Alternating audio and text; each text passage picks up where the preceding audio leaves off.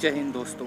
मुस्लिम महिलाओं की ज़िंदगी कुरान और इस्लाम जैसी ये गंदी चीज़ ने पूरी नर्क पर डाली है। यदि आप पैगंबर मोहम्मद को देखिएगा और उनके जीवन को देखिएगा तो उन्होंने 28 से ज़्यादा शादी की और सभी शादियों को सिर्फ हवस मिटाने के लिए किया है। जो बताया जाता है कि कुरान में लिखा है कि पैगंबर मोहम्मद जो है वो नबी थे और उन्होंने बेवाओं से शादी की ताकि उनको एक अच्छी ज़िंदगी दी जा सके, लेकिन उन्होंने हर औरत को बेवा ही इसलिए किया कि उन्हें अपने हवस का शिकार बना सके।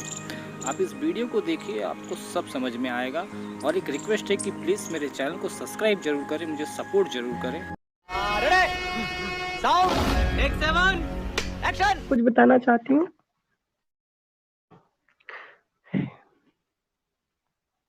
कई लोग तो कहते हैं कि नबी पाक की 9 बीवियां थीं। कई लोग जो है वो कहते हैं कि नबी पाक की 11 बीवियां थीं। लेकिन नबी पाक की जो बीवियां थीं, असल में उनकी बीवियां जो थीं वो 28 से ज़्यादा थीं। जो उनकी पहली पत्नी थी, उनका नाम खदीजा था। वो 42 साल की थी। तब उनकी जो वो 48 ईयर की थी, 48 साल की थी। तब उनकी शादी नबी पाक से हुई थी 24 साल की उम्र में। आप सभी को पता है, क्योंकि आप बहुत पहले से इस चीज़ को जानते हो कि खदीजा जो थी वो बहुत अमीर औरत थी और वो जो है जो व्यापार करने वाले लोग होते हैं तो उनमें वो शासन करती थी और नबी पाक भी हमारे व्यापारी थे। तो उन दोनों के बीच चक्कर चला और खदीजा के जो अब्बा जान थे वो नबी पाक से शादी के लिए राजी नहीं थे। लेकिन एक रात उन्होंने अपने मतलब कोई पार्टी थी ऐसे ही, तो वहाँ उन्होंने उनको बुलाया और अपने जो अब्बा जान थे उसको दारू पिलाया, नशे की जो भी चीज़ होती है वहाँ पर द्रव्य, और पिलाने के बाद नशे में उन्होंने वहाँ पर निकाह किया था। हज़रत खदीजा और सल्लल्लाहु अलैहि वसल्लम साहब की ऐसे शादी हुई थी। और जितने भी बच्चे हैं, एक बीवी को छोड़ के, और जो बीवी खदीजा से ही उनके बच्चे हुए थे और उनके जो बच्चे हुए थे उनमें जो लड़के बच्चे हुए थे उनकी मौत हो चुकी है। मतलब मौत हो चुकी थी, वो जिंदा नहीं थे। जो लड़कियां थे बस वही जिंदा थी। उनकी जो दूसरी बीवी थी उनका नाम सौदा बिनते रमा था। वो 27 साल की थी और इसका रेफरेंस आपको इब्ने कथीर में मिलेगा। हजरत आयशा रदियल्लाहु अन्हा वो उनकी तीसरी बीवी थी और 6 साल की उम्र में उनसे निकाह हुआ था। नबी पाक की उम्र 53 थी, आप सबको पता है। और 9 साल की उम्र में खदीजा आयशा के साथ उन्होंने हम बिस्तरी की थी। फिर जो चौथा बीवी है वो हफ्सा बिनते उमर थी। 605 में जो है इनकी पैदाइश हुई थी और 619 में इसकी जो शादी थी वो हुजैफ से हुई थी। और हुजैफ जो थी वो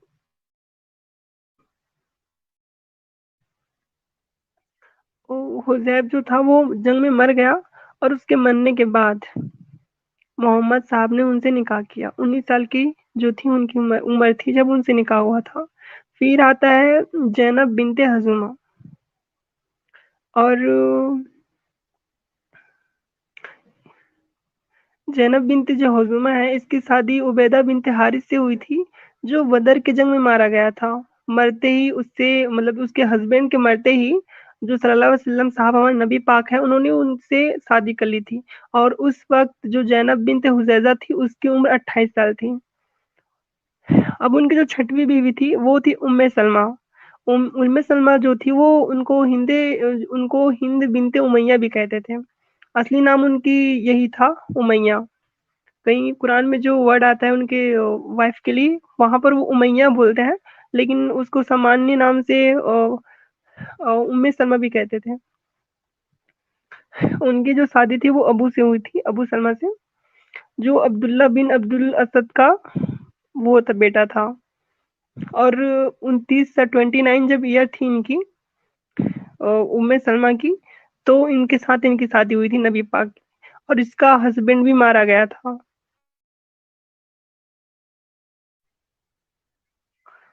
उनकी जो सातवीं बीवी थी वो गाजिया बिनते जबीर थी।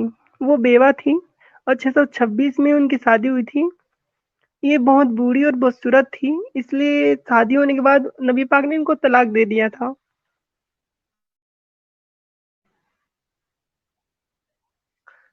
फिर जो 8वीं बीवी थी वो ज़ैनब बिन्त जहश थी। इनकी जो स्टोरी है वो बहुत ज़बरदस्त है। जो ज़ैनब थी उनकी स्टोरी सब जानते हैं। वो असल में नबी पाक के बहू थी। उनका एक मुँहबोला बेटा था ज़ैद, और ज़ैद क वो ये जो बात है वो इब्न कथीर में है।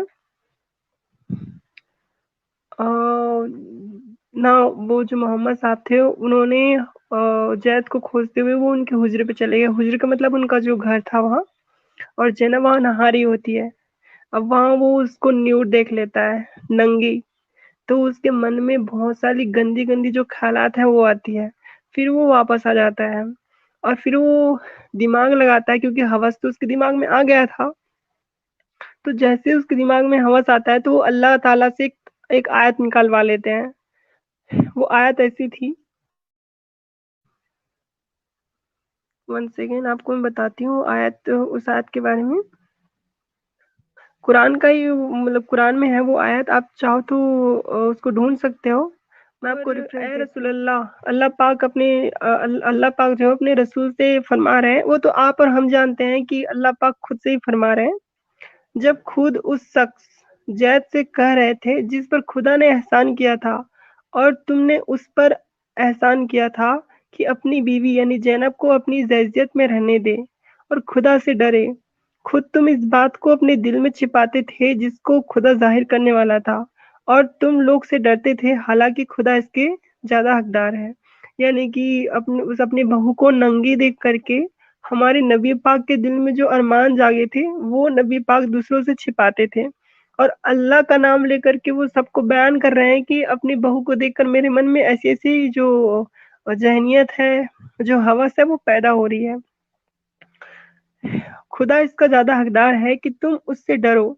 गरज जब ज़ैद अपनी हाज़त ज़ैद थीं, उनको न्यूड देख करके जो हमारे नबी पाक थे उनके मन में बहुत घटिया सोच आई, और इसलिए अल्लाह पाक ने आयत उतारी सूरह अहज़ाब आयत 37 में कि तुम्हें अपनी बीवी को, अपनी जो बहू है उसको देखकर गलत फीलिंग आ रही है, तो इसलिए जाओ हम तुम्हें इस चीज़ की इजाज़त देते हैं कि जब तुम्हारा बेटा यानी जो ज़ैद है वो अपनी बीवी से ज़रूरत पूरी कर लिया, तो तुम भी जाओ उससे अपनी ज़रूरत पूरी कर लो। यानी कि अब बेटा ने कर लिया, अब जो उसका हस्बैंड मतलब उसका जो ससुर है वो भी कर लिया। उनका नाम था Rehana bint Ziyad. Rehana bint Zaid थी, वो बनु कुरैज़ा से उनकी मतलब बनु कुरैज़ा कबीला था, वहाँ की लड़की थी, और वहाँ उससे शादी हुई थी। तो पूरे बनु कुरैज़ा के कबीले को नबी पाक ने लड़ाई करके उनका हत्या कर दिया, और उसके बाद जो रेहाना बिन्त ज़ैद थी इससे उन्होंने शादी कर ली। क्योंकि हमारे जो मोमिन भाई हैं वो कहते हैं कि हमारे नबी पाक विधवाओं से इसलिए शादी करते थे ताकि समाज में वो एक एग्जाम्पल पेश कर सके कि हमें विधवाओं से शादी करके उनके जीवन को हरा भरा कर देना चाहिए। वो तो अब पता चल रहा है कि पहले नबी पाक उनके हरे भरे जीवन को उजाड़ देते थे, उसके बाद अपने हवस की वजह से उससे शादी करते थे। फिर जो 10वीं उनकी बीवी थी वो थी ज़ेवरिया बिन्ते अल हारिस। कबीले के सरदार की बेटी थी। मुस्तफ़ा बिन जो सफ़वान से इनकी शादी हुई थी, जो हमारे नबी पाक मोहम्मद सल्लल्लाहु अलैहि वसल्लम के हमले से मारा गई थी, मतलब मारा गया था उसका जो हस्बैंड था वो। और इसके ताल्लुक से एक हदीस भी आती है जिसमें उनके साथ बहुत बदफेली की गई। जो उनकी 11वीं बीवी थी वो रमला बिनते अबू सुफियान थी। 594 में इनकी पैदाइश हुई थी, और इनके जो पहला शौहर था वो उबैदुल्ला था, जो मोहम्मद की बीवी ज़ैनब का भाई था। बाद में ईसाई हो गया था ये, और 30 साल की उम्र में जब इस औरत की रमला बिनते अबू सुफियान की 30 साल की उम्र में नबी पाक से शादी हुई थी। फिर जो 12वीं उनकी पत्नी है वो सफिया बिन हई थी। इसके बारे में सभी लोग जानते हैं सफिया बिन हई के बारे में। ये वही औरत थी जिसके शौहर को खैबर के जंग में नबी पाक ने मरवा दिया था। ये 18 साल की थी और 18 साल की इनकी उम्र में नबी पाक ने उनके साथ फिर वो तो बुढ़े हो गए थे और उनके साथ उन्होंने बदफेली की। और ये जो हदीस है सही मुस्लिम किताबुल निकाह 1007 में है।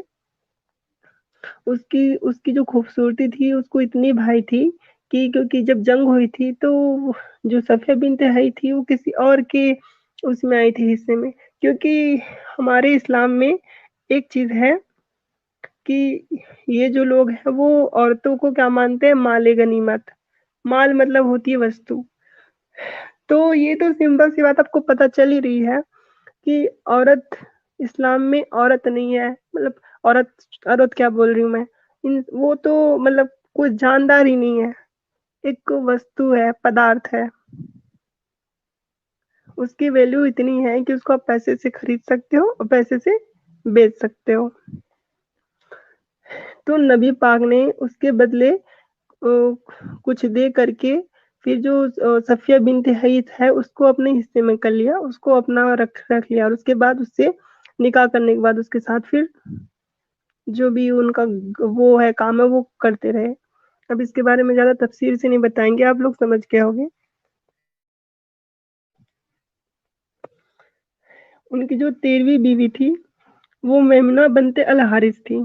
इनका जो पैदाइश है वो 594 ईस्वी में हुई थी। सॉरी, इनकी जो डेथ थी वो 594 ईस्वी में हुई थी। ये जो इनका जो असली नाम था वो बर्रा बर्रा इसका असली नाम था। ये आपको इब्ने कथीर में इसका आपको रेफरेंस मिलेगा।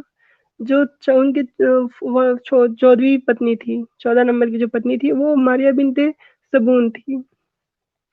असल में एक वैश्या थी और इजिप्ट के जो ईसाई राजा थे उन्होंने मोहम्मद को ये गिफ्ट किया था, ऐसा कई लोग मानते हैं। और जो तफसीर उल जलनैन का किस्सा है इसमें इस चीज में मैं बोलना चाहूंगी कि एक बार जो मोहम्मद साहब थे वो हफ्सा के पास गए। हफ्सा जो थी वो बांदी थी,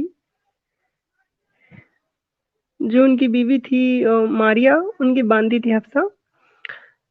मोहम्मद मारिया को देखकर उसके मतलब कि ये ऐसा उल्टा हुआ है, जो मारिया थी वो उनकी वो थी और क्या बोल सकते हैं, बांदी। उन्होंने अपनी जो बीवी हफ्सा थी उनको उनको जंग में लड़ने के बाद हफ्सा को दे दी थी कि ये रखो, ये तुम्हारी बांदी है, तुम्हारी सेवा सत्कार जो भी आपका करना है वो करेगी करके।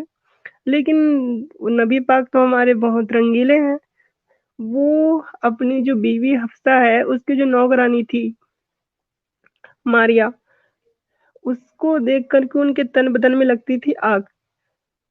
और एक बार जब उन्होंने उनको देखा तो उनके मन में सेक्सुअल जो फीलिंग्स है वो आई और उन्हें हफ्सा से कहा कि आपको आपके अबू बुला रहे हैं करके। तो जब हफ्सा चली गई कि बुलाने के लिए बोला है तो देख क्या हूँ करके, तो नबी पाक इधर अपना काम शुरू कर दिए। और जो हमारे यहाँ थी वो मना कैसे कर सकती थी, वो तो नबी थे। वो एक अल्लाह की आयत निकाल लेते कि इसने नबी की बात नहीं मानी तो इसका सर से धड़ अलग कर दो, वो इससे से डरी रही थी।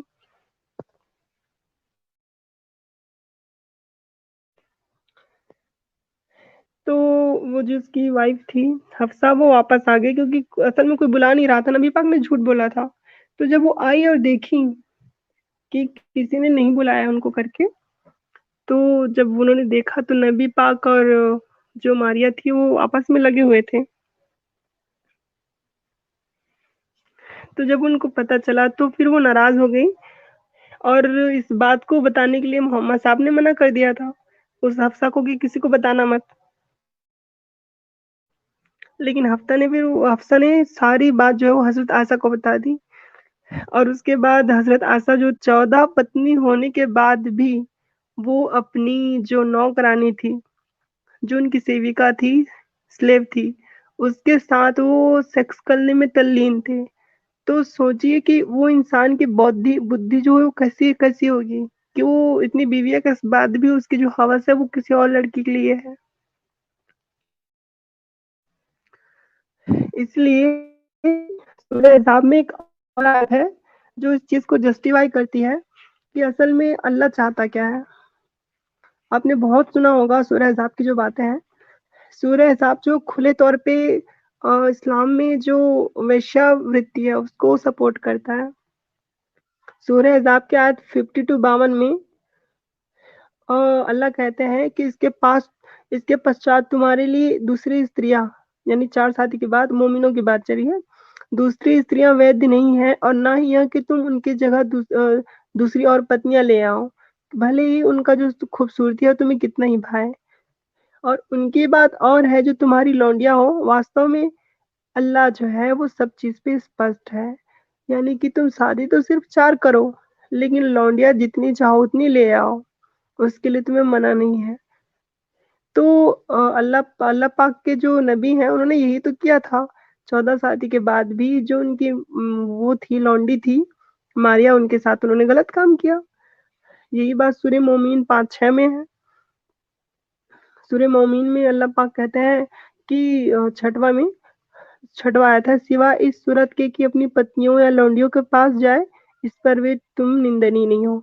यानी कि इसके 5वें अध्याय में 5वें जो आयत है उसमें ये है कि और जो अपने गुप्तांगों की रक्षा करते हैं, यानी कि जिनको जो अपनी उनकी पत्नियां हैं उसके बाद वो किसी और के साथ गलत काम नहीं करना चाहते हैं, सेक्स नहीं करना चाहते हैं, उनको छोड़ने के बाद उनकी रक्षा करते हैं, वो किसी और के पास नहीं जाते और अपनी पत्नियों के पास जा सकते हैं। और इसके बजाय तुम लौंडियों के पास भी जा सकते हो, उसमें तुम्हें कोई भी किसी भी तरह से कोई गुनाह नहीं है। और ऐसा मत सोचना आप लोग कि लौंडियों के पास जा रहे हैं तो शादी करके जाएंगे, बिल्कुल नहीं।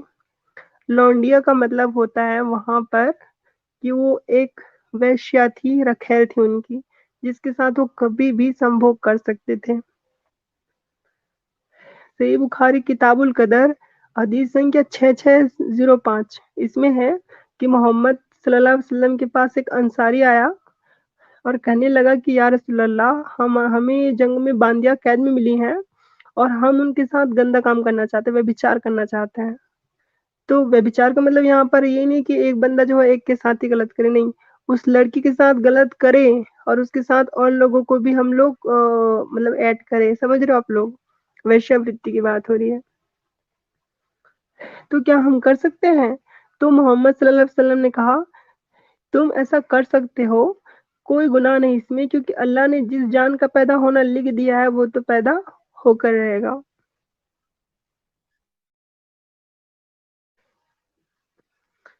तो ये बात जो है वो, ये हदीस जो है और ये जो आते हैं वो इस बात की ओर इंगित करती हैं कि हमारे नबी पाक और हमारे जो अल्लाह ताला हैं वो हवस के लिए कितने लालायित थे कि वो पत्नियां 4 रखें। और हमारे नबी पाक ने 28 रखी थी और कुछ के साथ शादी हुई, कुछ को तलाक दे दिया और कुछ के साथ तो उनकी सगाई थी वो टूट गई। उनकी तो बहुत बड़ी हिस्ट्री है। जितना सरल हम उनको मानते उतना सरल वो है नहीं। जितना हफ्सी हम मानते हैं वो उतने हफ्सी नहीं है, उससे ज्यादा हफ्सी है। महाकाल का दबा के लाकर ठोक लीजिए, 5,000 लौटे दिख जाना चाहिए।